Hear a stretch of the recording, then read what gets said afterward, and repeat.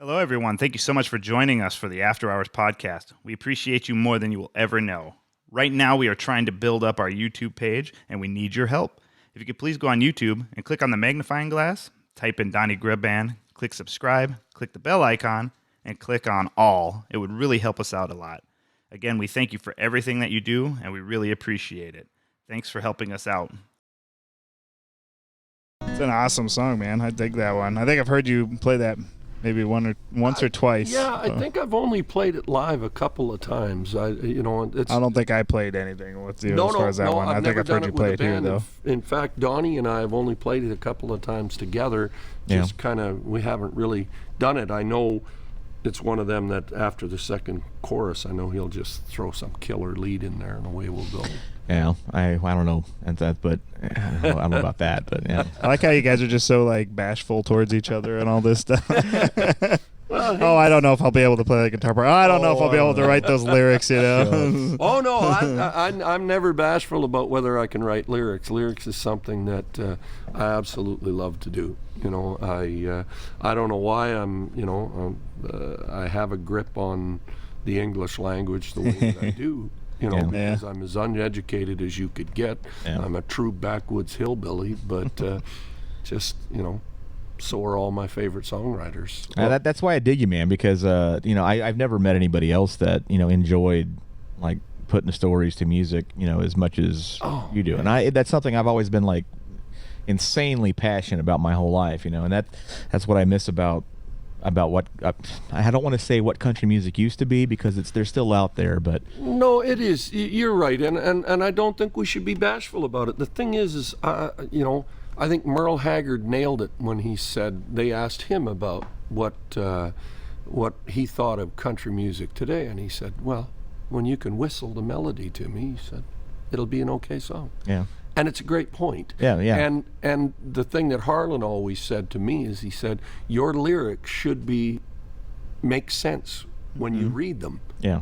And I don't think it's doing that today. That doesn't mean the music of today isn't successful and isn't appealing, because it is to a very large crowd of people. Yeah. But, we have to accept the fact that there's change. Because I'm old enough now. I'm damn near 60 years old. Damn. And I've seen it go cyclical. I started touring in 1977 when I was like 15, 14 years old, and I got to work with guys, again bragging, but Don Williams and Charlie Pride, and I seen it go from that into Exile and bands like that. Yeah. And Sylvia, with 2 doors down, we're laughing and drinking and I remember that one. Yeah, but I'm saying, doesn't mean it wasn't a good song, it wasn't a good record. It just means it didn't appeal to me. Yeah, well, that's what I meant too. Was like there's still people writing story songs. That's what I've always associated. Dean Dillon will write the best songs for the rest of his life, and he doesn't care if anybody records them. Yeah. Granted, he's had 60 recorded by George Strait, right. So I guess why would you care? Helps a little bit, right? Your pillows are stuffed with $1,000 bills.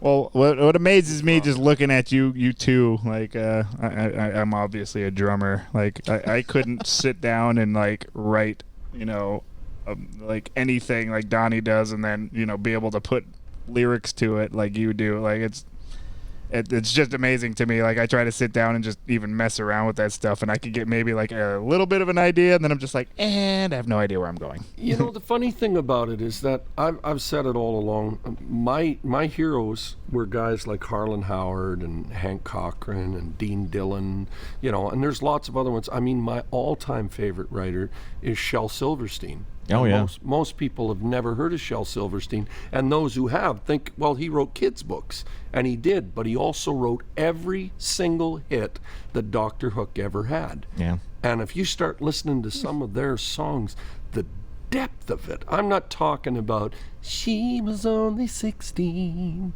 but I'm talking about stuff like Sylvia's mother says... and you listen to that, and she's the queen of the silver dollar. stuff like that, or come on, carry me, or I'm going home. To me, and I don't know if it really was, but it's a suicide song. And I've been lucky enough to meet Shell, and I wish I would have. You met Shell? Yeah, we worked in the office in Harlan Howard when I wrote for Harlan. Oh, he was a staff writer also? No, he had his own office. Him and Eddie Rabbit both had an office right in the same house that Harlan had. That's awesome. His office. Yeah, it was pretty cool. Wow. But I only got to meet Shell like twice, and never had the balls to ask him, listen, that's my favorite song. Was it about suicide? And sign my book of Light in the Attic. Yeah, but it's. I was going to say most of them, others than Shell. Shell was an educated man, but they weren't educated writers. They wrote because God touched them on the shoulder and said, write that down. And I've always said that.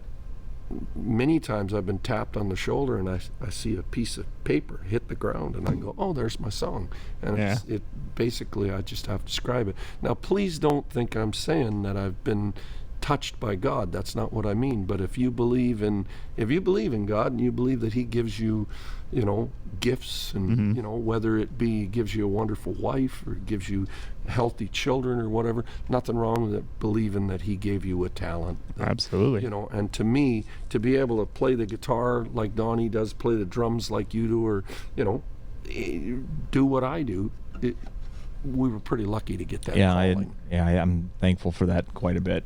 And we should be. I mean, I've never had to pack a lunch.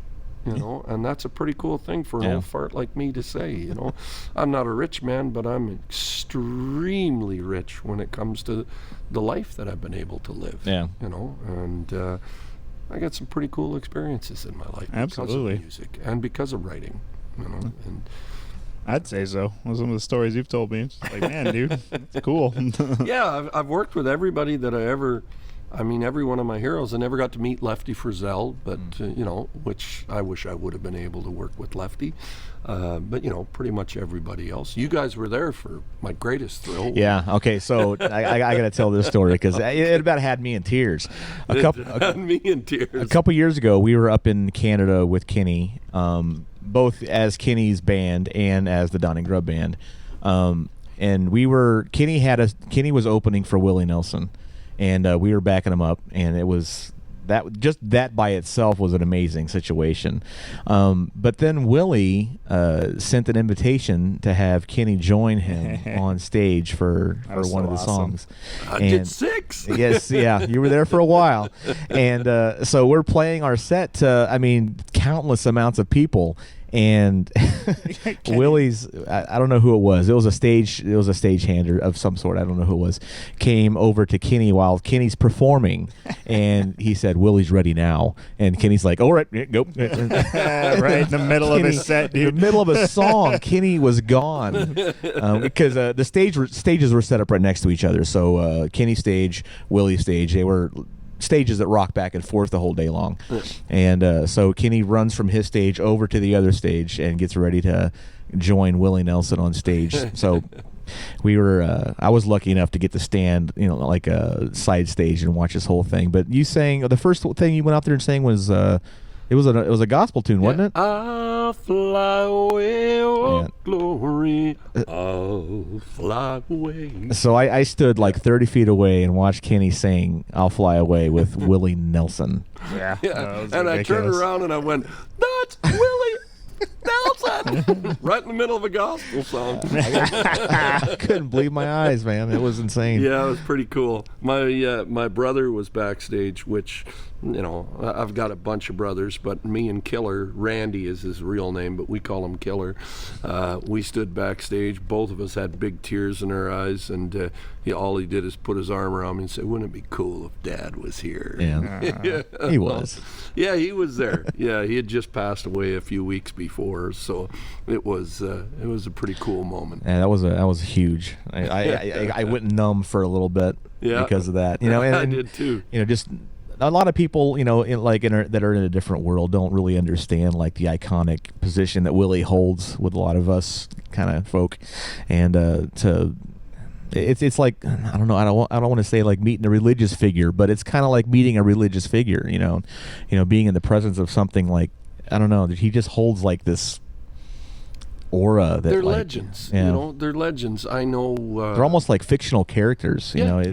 I would definitely believe that. If Yeah. you're a hardcore sports fan, and you get to shake hands with Tiger Woods, or even better, Tiger says, "Hey, come and take a swing with my clubs." Right? Yeah. Michael Straight Jordan up. says, "You want to shoot some hoops with me?" You know what I mean? Or Jerome Bennis runs you over. Doesn't even say sorry. Doesn't even say sorry. It sounds more like Jerome. I was going to say let you play ball with him, but I think you just run it flat. But, that's what it's like. For me, it was like Wayne Gretzky passing me the puck, and it's really something, and I know that's what Donny was trying to get across is, to actually be welcomed into their world is pretty exceptional, and that's what I felt like. Yeah. Well, you got to hang out with him a little bit, too, before it was he even cool. went up and played, right? So, question: did you smoke weed with Willie? No. You didn't. No. I've smoked weed once in my life, and that was which is really weird for a songwriter because every songwriter I know smokes weed like it's a cure for being high. That's funny. It's but I don't. I tried it once when I was like, I don't know, 15 or 16, and I ended up flooding my buddy's trailer. So I went in to wash my face, and I guess I put a plug in the sink, turned the water on. Because that's went what to you bed do. and left it on. That's how I was. Flooded the whole place. So. I tried it like in my early 20s for like a very, very short amount of time, and I'm already crazy anyway, so that just amplified crazy. Yeah, it was not pretty. Yeah, it was not my finest But- moment. With Willie Nelson, though. Yeah, you know what? I mean, when I think about it, if Willie had asked me to smoke some weed with him, I wouldn't have turned him down. I mean, it's Hell Willie no. Nelson. That's what I was saying. Like the whole time, I was just like, if for some reason, Yeah. Willie Nelson comes across just like, oh, Exactly. If Dolly said, hold these, of course. Right? Exactly. Kenny, sing us another one of your songs. Oh, all right. Let's see. like What do that. I want to play? The problem is I want to sing something that's a songwriter's song, but this is one that I always play every night just because I mentioned I've never had any real hits or anything, but this one was a #1 single for me back in about 1989, and I wrote this one for a girl who dumped me, like most do, and, or did, and I figured one night I drove over to her place after we had broke up, and I thought, I'm going to talk her into falling back in love with me, and didn't work out so well because I seen her go into the house with another guy. So anyway, I wrote this one, I Got My Revenge.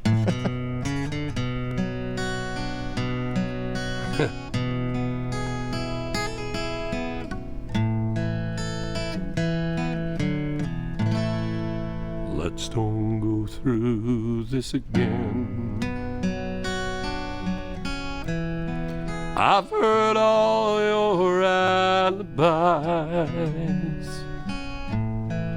This one time, try the truth. 'Cause I can see right through your lies. Well, I've been waiting here all night, and I'm much too tired to fight. I seen him drive away. What else can I say? But have a good life and go on, have a ball, my belle. And if my heart breaks, I'll never tell. Even Cinderella's dress turned into threads when that old clock struck 12. You dropped your crystal ball, traded it all for what you call the good life. Well, I know I've made mistakes. You came out in second place. You were always on my mind. Girl, you're first there every time. You know that that's the truth, but you haven't heard a word I said. Even though the consequence is you alone in the end, still you choose the good life. So go on, have a ball, my belle. And if my heart breaks, I'll never tell. Even Cinderella's dress turned into threads when that old clock struck 12. You dropped your crystal ball, traded it all for what you call the good life. You dropped your crystal ball, traded it all for what you call the good life.